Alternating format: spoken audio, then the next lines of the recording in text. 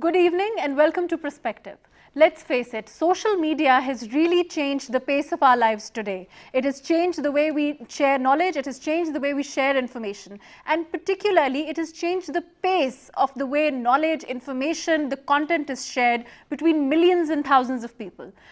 We will also be talking about the impact of the latest censorship that Facebook has done with regard to content sympathizers of Kashmir and sympathizers of the movement against a movement in occupied Kashmir.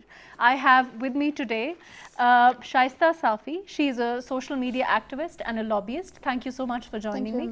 And Altaf Hussain Wani. He is the leader of APHC, All Parties Hurriyat Conference. Thank you. Thank you for joining us.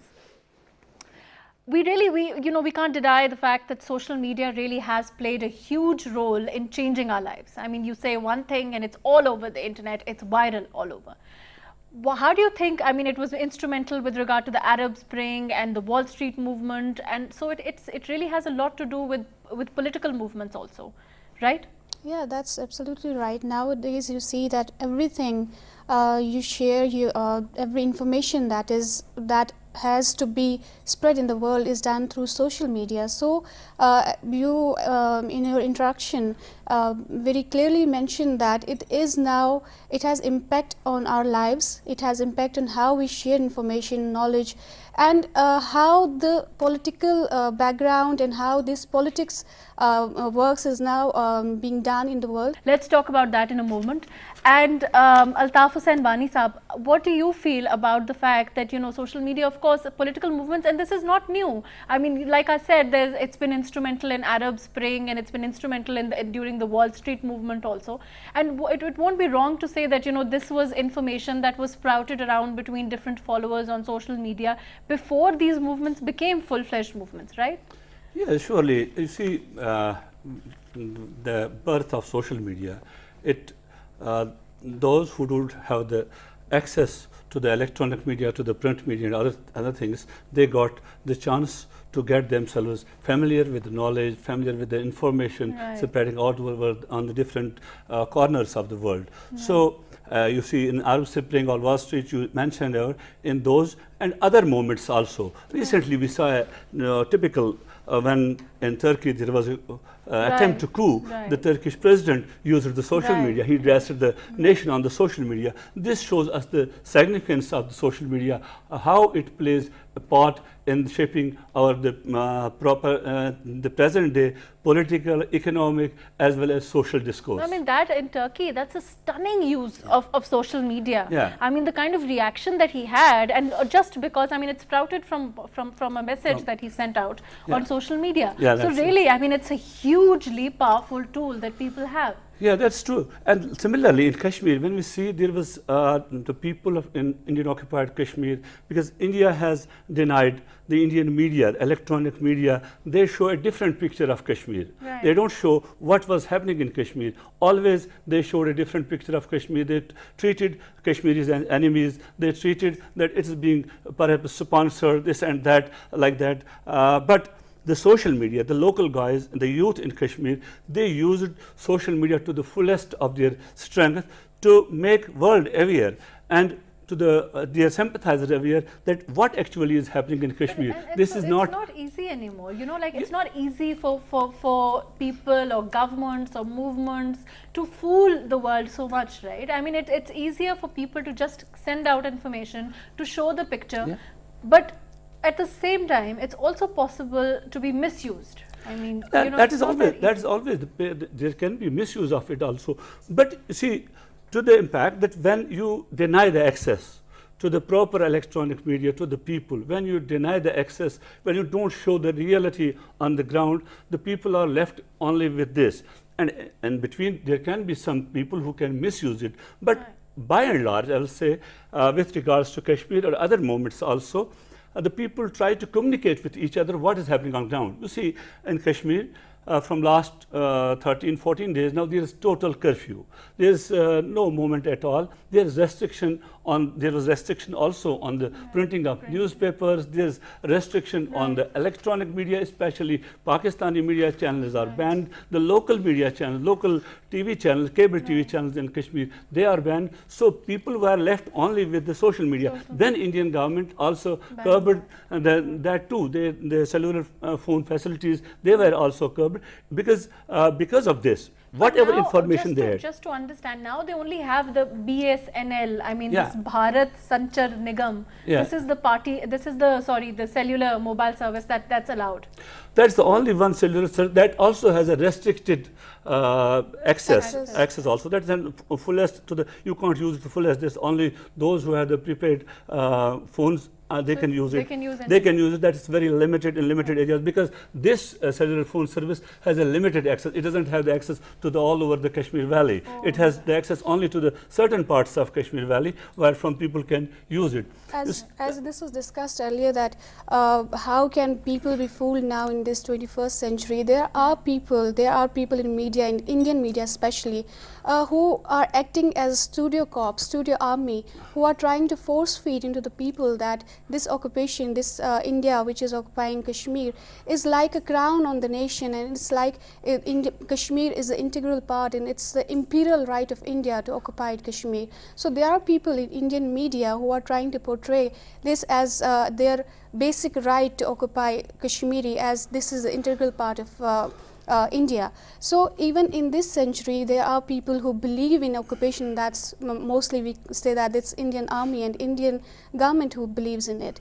Secondly, as you mentioned, that there are curbs on internet, television, cable. Now we have seen that no media is allowed, no print media is allowed to publish their papers. There was banned for 3 days, and now Kashmiri media, they are saying that we won't publish more even till the government apologize for what they have done. But isn't it true that there has been, like you're saying, that they want the government to apologize, and there's been a lot of criticism internationally because it has become obvious that the government has censored, you know, they're not allowing any sort of like you're saying, print media or any media access or people to say anything on the media, even social media, like you're saying with BSNL only. Yes, limited to certain we have areas. seen that print media, Kashmir don't have any electronic media. There's this print media or social media which allows Kashmiri people to communicate with the world. Right. Print media was banned for few days, and social media is banned. Those who changed their display pictures, those who posted some contents in solidarity with Wani or the martyrs of Kashmiris, those posts and those profile pictures were censored. Profile pictures were blocked and user accounts were blocked for posting such solidarity messages. And when we reported to Facebook that how can this be censored, and the reply we got was that your posts were violating some standard community standards. I don't know what those standard community standards are. But Shaista, you're also a social media analyst, so I want to ask you this: legally, is it okay? I mean, you know, people say that the terms and conditions, that we just look at Facebook and, you know, we look at their generic 2-3 pages, which is in very fine print, and then it says accept or don't accept, and we just go and click accept because, you know, we want to move on. Nobody really goes and reads the fine print. Does it give them, does it empower them that do they have the right to erase any content they want, to block any content, take it off their... They actually have the right, but this is to be seen that are they using that right correctly or not. They say that they have the right to delete the content which is promoting or praising the terrorist organization, terrorist or terrorism. But this Kashmir movement is not a terrorist movement. This is recognized by United Nations that it is a freedom movement. It is a resistance movement that is going on in Kashmir. So labeling Kashmir movement as terrorism, labeling Kashmiri freedom fighters as terrorists, that means social media and especially Facebook is taking the line of India and Indian government, and the Facebook is not following what United Nations has said them to, as this is the resistant movement of but it's a Wani Sahib, it's a you know, it's a resistant movement. Of course, it's a freedom movement. It's not a terrorist movement at all. But how do we control? I'm saying that, you know, of course, Facebook has been under fire for doing this, and you know, all over the world they've been criticized. But how do, when they have the right, what is the right way in which, you know, how do they differentiate between what is right and what is wrong, and what kind of content would then need to be filtered and what kind of content would not need to be filtered? You see, I don't think the Facebook has the right in all to block all these, because it is the viewer. He has the right if he wants to see something or not. Exactly. It's an international standards that you have to give the free access to it. When we talked about when the Westerns had that the Islam some pictures of against the Islam and all that. When we protest that it is like this, it should not be. They said it is freedom of expression. We may call that freedom of expression. When we express ourselves, when we show the reality on the ground, it is said that this content cannot be shown. Coming to this is one part of it. The second part of it is that there is an international convention on it. There is a special reporter in that you have to give the free access to the people, whatever they want to see, whatever they want to post on the internet. Another thing, I'll just come back to. I'm sorry for the interruption, but what I really want to bring home is, okay, you know, even if we suppose for 1 minute, and of course it's wrong that, you know, the content that people are posting, they could say that, you know, it was violating whatever for 1 minute, if we suppose that.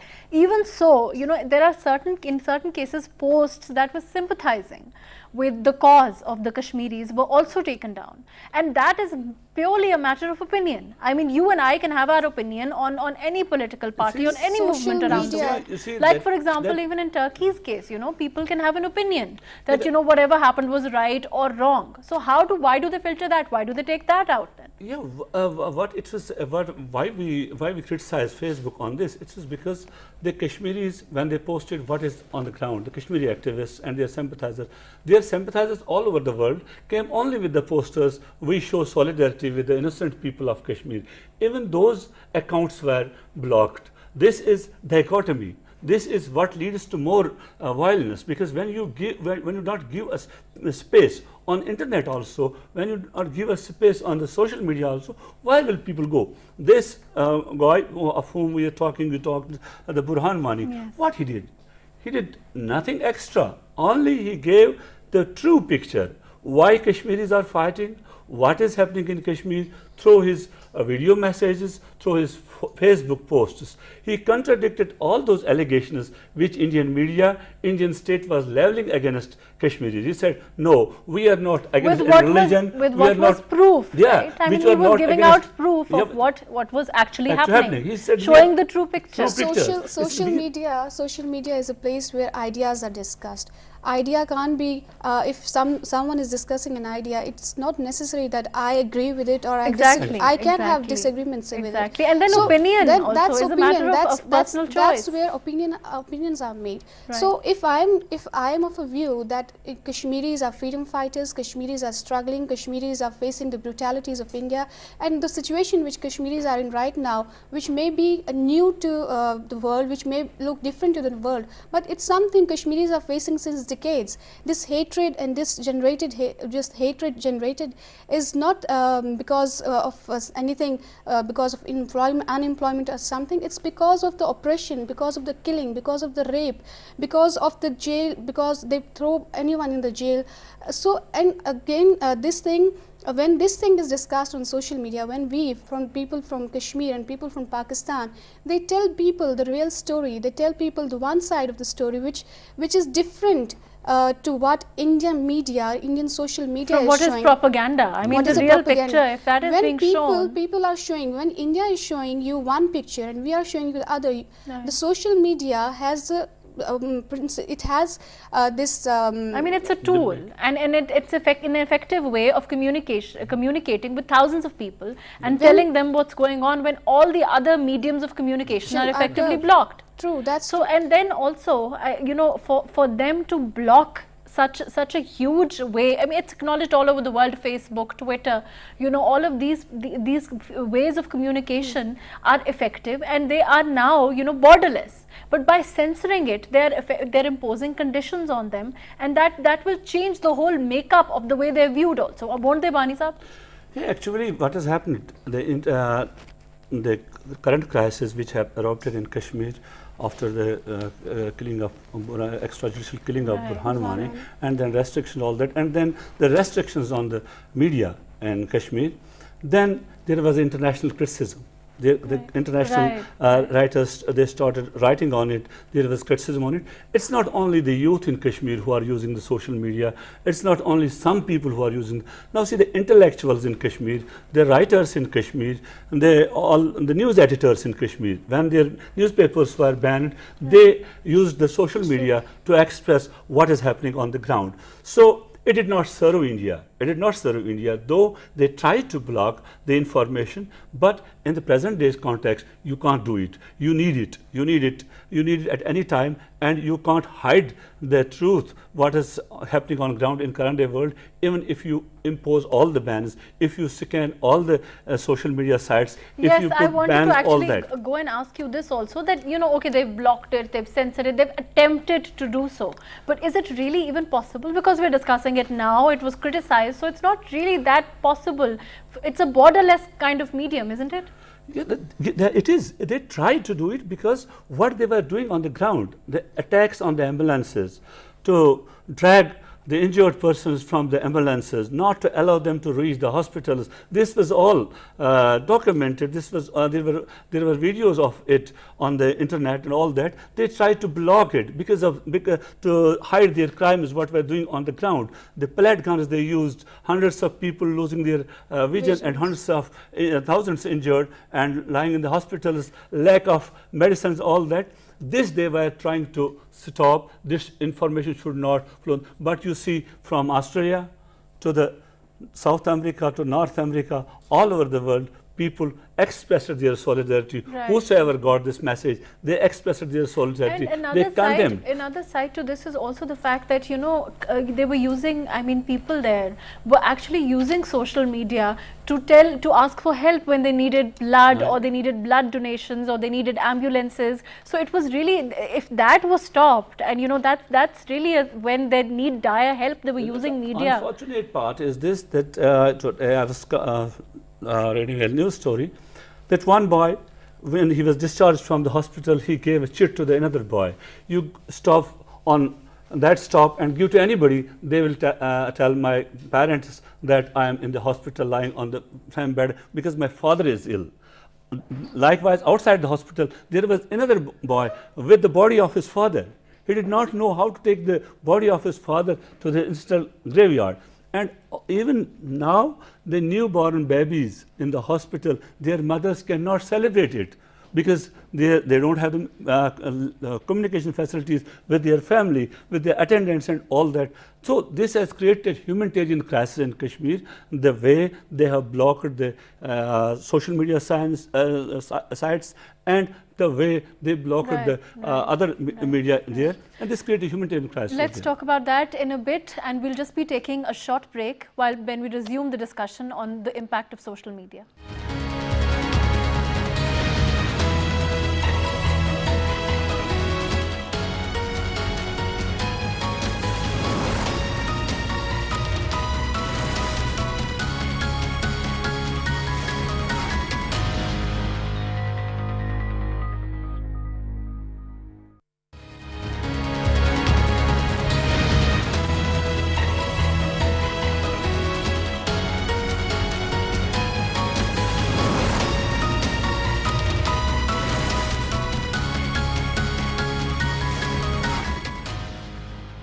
Welcome back. We were talking about the impact of social media in freedom movements, in political movements around the world.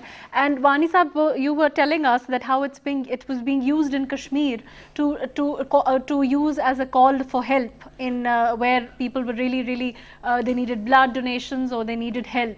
Yeah, exactly. We were talking about the blockade with the Indians put the bans on this social media and all that.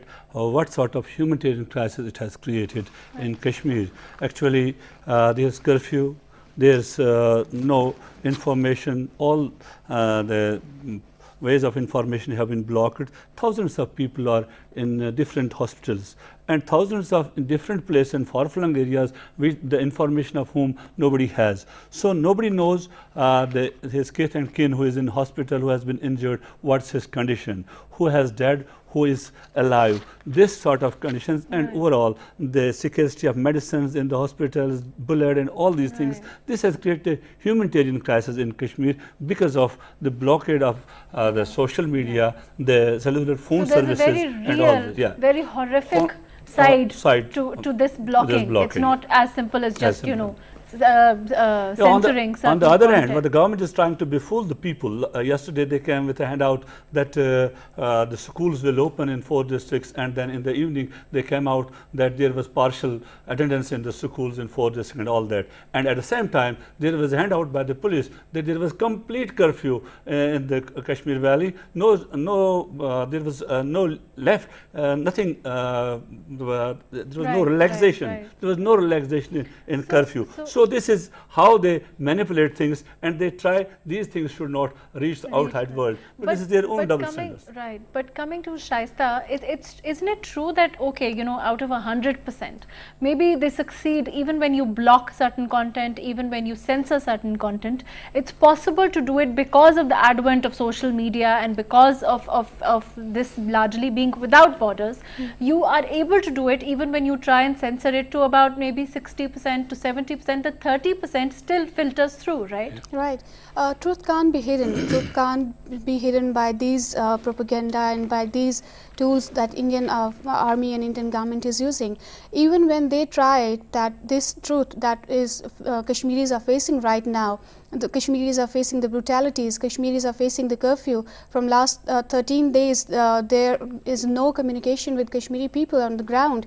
And when they try to seek help from the international community, when they try to let world know what Indians are doing in Kashmir and in the name of democracy, what brutalities they are doing, then India comes out with banning and curbing all these things which can help Kashmiris to seek help. So when India does these things, when India tries to curb these things, more power, more energy is given to this Kashmir movement. You see that when Kashmiris are not able to speak for themselves, world comes out to speak for them. Like for instance, with this advent of censorship that Facebook has just done, it has come to the fore more. Internationally, it has come under criticism for censoring this content. India wanted to hide something, and for hiding it, they blocked every means of Kashmiri communication. But in reverse, what happened? That more power, more energy, more of the people are now concerned what's happening in Kashmir. Why is India trying to hide it? Why is India trying to not let people of the world know what it is doing in Kashmir? So this all what India wanted to manipulate, or what India wanted to do in Kashmir by hiding these all things, its purpose is not met. But even so, I feel that even to an internet user who is not related to the cause as us Pakistanis, or who's not even doesn't remotely even know, although that's not a significant number of people, because everybody now in the world knows about the Kashmir issue, would want to, after this censorship, when hearing the news that Facebook censored it and this advent of censorship that recently happened, would want to click on the Kashmir issue, would want to probably, that curiosity. It feeds the curiosity more. More and more people are now trying to know about Kashmir. Those who even don't know about Kashmir, that Kashmir really exists on the world map, Kashmir really is a disputed area. They are now trying to know about Kashmir. So this everything that India wanted to do has gone in reverse, that the world wants to know about why Facebook removed such content, what was so wrong about this, what was so mysterious about that content that Facebook removed it. Those who so it's really counterproductive. It is. Yeah, it has proved counterproductive in a way. You see, in Kashmir, there is total alienation against India. That is a ground reality. That Kashmiris, whether young, old, or in any age, they feel alienated from India. They are not Indians. And they don't treat India as their country, but they treat India as occupier. I will give you just 6 kids were interviewed yesterday by Scoop. The interviews have come. One says India is a tyrant country. The other says they kill our people. The other said that I did not know why my father was supporting Pakistan when there was a cricket match, but over the period of time I came to know why, because these Indians are very harsh people. They are killing our boys, they are killing our girls on the ground. So this sort of alienation, when India fails on the ground, they try to keep the international scenario out of it. They want that people at the international level should not come to know it. But thanks to Almighty, all the Indians tactics in past, they tried to use, and they are using still their military muscle. 700,000 police troops in Kashmir with the blanket powers, with impunity. They are trigger happy. They are every time to kill, using non-lethal weapons of crowd control in Kashmir, and then putting all the leadership behind bars, targeting youth, and now the targeting the media, the health services, and the internet and social media sites. All these tactics of India have proved fatal for them, and they have to realize. And also, you know, obviously, among other things, I think the social media has been instrumental in showing the right picture. The right picture. So I want to come to you know, Kashmir and all of that. Of course, it's we've recently seen what has happened, but generally with social media, there is always a danger of content being floated around that's not accurate, and that's not, you know, it can be used for propaganda or it cannot be used for propaganda. But content really is, I mean, it's up to the viewer to actually know what content is authentic, and how do we know how do we know what we are viewing is actually accurate, or if it's just part of some conspiracy propaganda? How do we know that? You see, it's not if a particular person posts something and you don't see it anywhere else. When a whole community posts something, it's not propaganda. You see the whole community, everywhere in Kashmir from north to south, everybody posted these pictures of the injured persons, the pictures of those injured by pellet guns. That is what was on the social media, nothing else. It was on that how these pellet guns have proved lethal in Kashmir, how they have injured the people, how their lives in the future. So you have sheer number of the posts. So it was not just a group of people. It was not just a group of people. It was not just a person or some people. It is the whole community, the people of Jammu and Kashmir, and the people outside the world who know Kashmir. Who know Kashmir, who know what's happening in Kashmir. I would like to add here something, that it's the source you have to see, is it authentic or not. It's not number of shares. But how do we see the source? Like people on the ground are telling you, people on the ground are sending you the pics, live pics they are sending you. They are sending you the videos, they are sending you what, if a Kashmiri is throwing a stone and in a reaction, what are they getting? They are getting the bullets, they are getting the pellets. The pictures we are getting from Kashmir, Insha, a 14-year-old girl, Zohra, a 5-year-old girl, she has all over her body, she has pellets on her body. So when these things, when these live pictures are coming to you, how can they be false? And how can you say, as you said, that number of shares of a post is getting, we don't, that's not true, that number, because there are Indians, there are some people on social media who are just sitting there as a mission that to propagate the false news so regarding it's possible, Kashmir. that's what I was coming to. So it's possible to manipulate content, of course. That's exactly what we are. There's Indians one are thing doing. of judging it. There's these pictures which and the content which was used by the activists on social media. The same pictures, the same images were carried out by the newspapers in Kashmir. It was not manipulated. It was the newspapers in Kashmir reported with the same pictures. That's why they banned it. And the same pictures also appeared in some parts of the Indian mainstream this electronic but like print Shaista media. was just saying that there are elements of the Indian army or the Indian forces who are manipulating the content or who are just sitting there for that purpose. There are Indian social media activists who are just sitting on the social media to malign this freedom movement of Kashmir. They are there to vilify the Hurriyat leaders. They are there to vilify that these leaders are just calling the people out on the roads. But well, we have seen that this time again and again, people of Kashmir, especially the youth, are coming on the roads, and then looking at their protests, looking at what they are wanting, then the leaders give the call. It's people of the Kashmir who are coming on the roads. World has to see that why these youngsters are coming again and again on the roads. Like we said that the Indian media manipulate these things. What are they saying? That Kashmiri youth get 500 each to come upon the streets, and they throw the stones on Indian army. Well, world is not blind. How can a 5-year-old or a 10-year-old come on the street just for 500 and you know, to the danger that they're exposed to risk their life, or to get maimed for entire life. They are getting blind. They are being bulleted. They are being right. And also, Shaista, I wanted to ask you particularly with regard to just social media. Recently, I read that there is an automation. There is an automated way in which Facebook is removing content. What does that really mean? Because you're also a social media activist. When we reported to Facebook, and some of the Twitter accounts were also mismanaged, they said that it was an error. It was something Facebook hasn't done, but it was an error by which these content were removed from Facebook, and we don't know how this error occurred. Only for the posts of Kashmir, posts related to Kashmir, posts related to Wani, posts related to brutalities of India.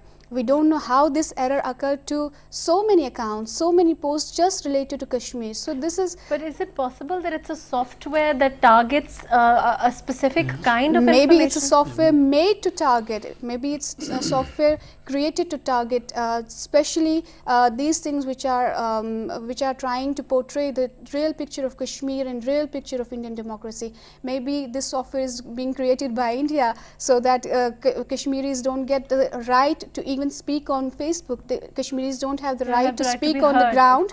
They don't have the space, political space or democratic space on the ground to tell their feelings, what they are suffering.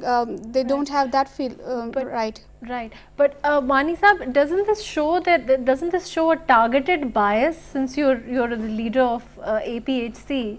What do you feel about that? I mean, this is a targeted bias. This was a targeted bias. This is a targeted bias, because if you don't make an impartial view of all these things, if you see that what Kashmiris are posting, what they have done, what they are doing at this time, there is nothing like that which is something serious, which is against the policy of the Facebook or Twitter or other things. We have been seeing these images all over the world in different conflict zones. Wherever it happens, they are not removed. But in our case, I think it's the Indian intelligence agencies. They are there. They are manipulating all these things. They are already scanning all the social media sites, especially in Kashmir.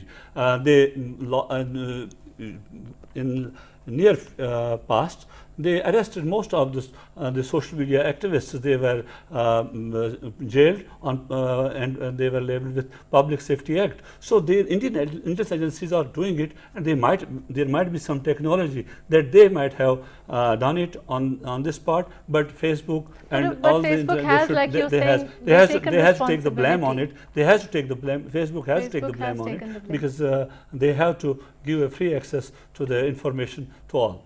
And also, you know, with Burhan Wani as a leader, he also came up as a leader because of social media. That isn't that true also? I mean, he was a student, and then because of social media, because he was showing the real picture of what actually was happening, that's how he also attained so much popularity. Yeah, that's true. The Burhan Wani, a young kid of 15, and he and his brother and two of their friends, they were tortured by the Indian army brutally, and then Burhan ran away from there. After 2 years, his brother was killed in a fake encounter. Then Burhan came onto limelight. Burhan came on social media with his message that, look, Indians have killed my brother extrajudicially. Look, Indians tortured my brother and his friends. Look, I have all these youth in Kashmir. It's not only Burhan, all the youth in Kashmir.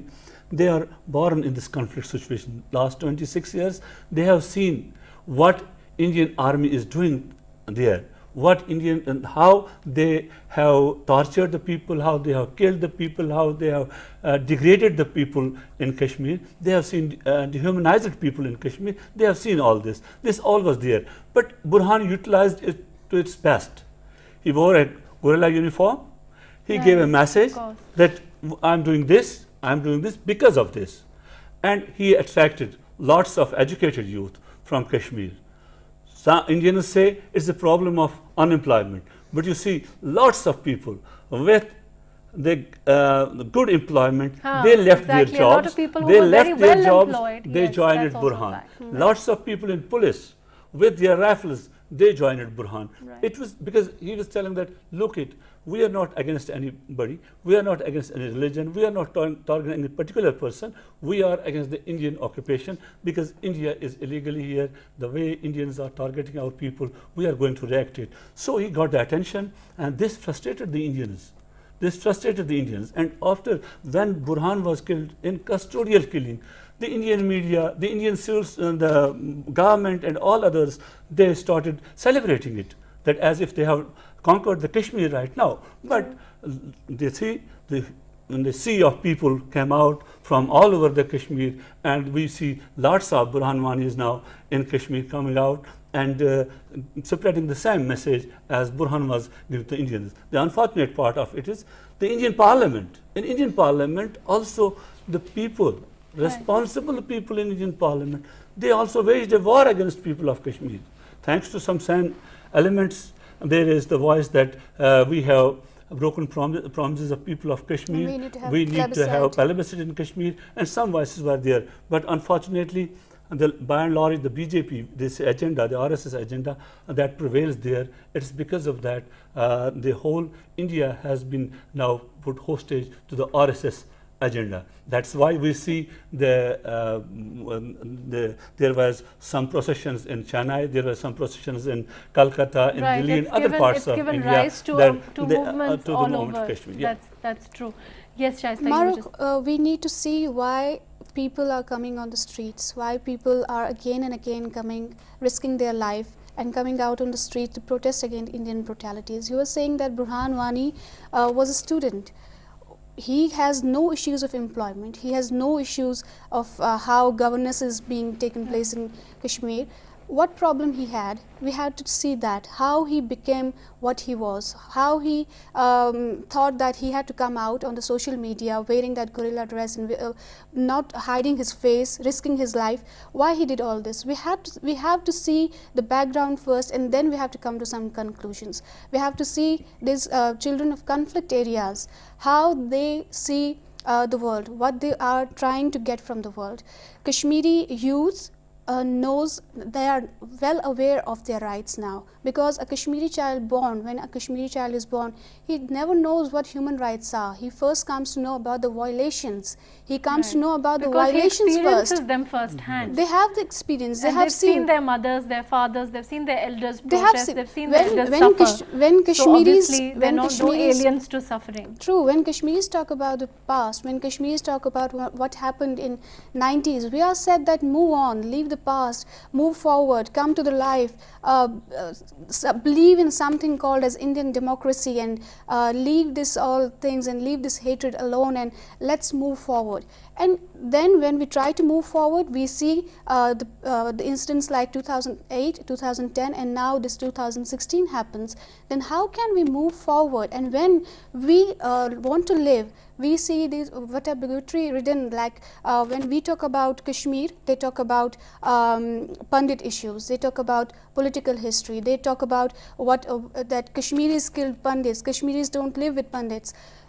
These things which are not relevant to the topic, they bring these topics to divert the world's attention. Are whether the attention and how effective they are in diverting the attention has really it's obvious that they can't really divert attention from what's happening there now because of social media, because of the movements, because of the way it's now being raised, and because of the youth, things that are being shown. Because of the people coming on the street, because of this indigenous movement that Kashmiris are showing now. Right. Because Indian media, Indian social media wanted to portray this as this is funded by Pakistan, this is funded by ISI, but now even some of the Indian media is reporting. I was looking at Barkha Dutt's program. Even in her program, that social media is a the program was related to social media as a war of weapon.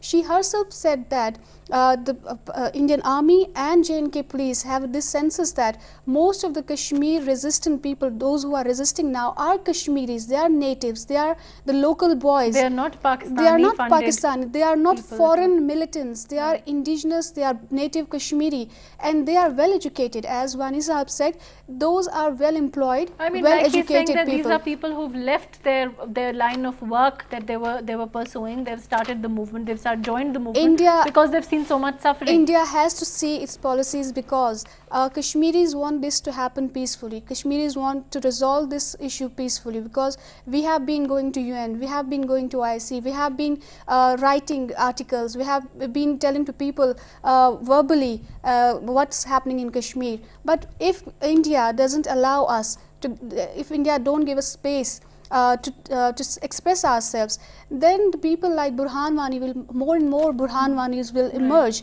This has to be seen by India. Right, exactly. Coming to social media in particular, when there's a censorship like what happened with Facebook, but there are multiple mediums. So, Twitter is one, and then there's, LinkedIn, and there are all of these other sites. Mahrukh, the first thing is that if you have the internet connectivity, if you have internet connectivity, you can use all these models. But when the internet connectivity is restricted, how can you use all these things? But still then, whatever the possibility is there, Kashmiri activists are using it. Kashmiri, as I told you earlier, everyone in Kashmir is using it. The information, whatever they have the space, they are using that space, and that information goes around and that is being shared around. So India, by putting all this ban, I will say again, has failed to achieve what they wanted. They wanted to hide the realities on ground, what's happening on ground. So that has come out, that is coming out, and one way or the other way, things are coming out what India is actually more powerfully what they are doing. And now the people outside world, they are spreading these messages. I have friends in not in the Kashmiris, but the foreign friends in USA, Europe, and other places. They are now more eager to know about. They are spreading now the message what is happening in Kashmir. They have made now the petition sites stop human rights in Kashmir. But what's the flip side to all of this? I mean, okay, Facebook says that they will block certain kind of content, and even if we suppose that yes, they do have the right to do so, how do we determine the kind of content then that they can then censor? The truth is that, like we said, so it's really just up to them. I mean, it's a prejudicial I guess kind the of pressure they feel, the pressure they get from the government, and the social media. Facebook is a tool where ideas are discussed. When you have a government pressure, if Indian government is pressurizing Facebook, and if they are using their links in Facebook and other places, this thing we have to see that how these social media teams, they face the pressure. If you are saying that it's a place where everyone is welcome, everyone is welcome to share their ideas, share their feelings, share their emotions, then Kashmiris are doing the same thing. They are sharing what they are going through, they are sharing what they are facing. Then if there is something that is violating... So the fact that Facebook was seen before as an unbiased entity, available to all, to be used in whichever way they wanted to, will now be viewed as not accurate then? No, it will be, I guess after what they did with the content related to Kashmir and related to Burhan Wani, it will be seen as it has taken part and it has taken the line of Indian government by declaring the freedom movement of Kashmir as a terrorist organization. It would be seen as it has taken its part and it is politicized more.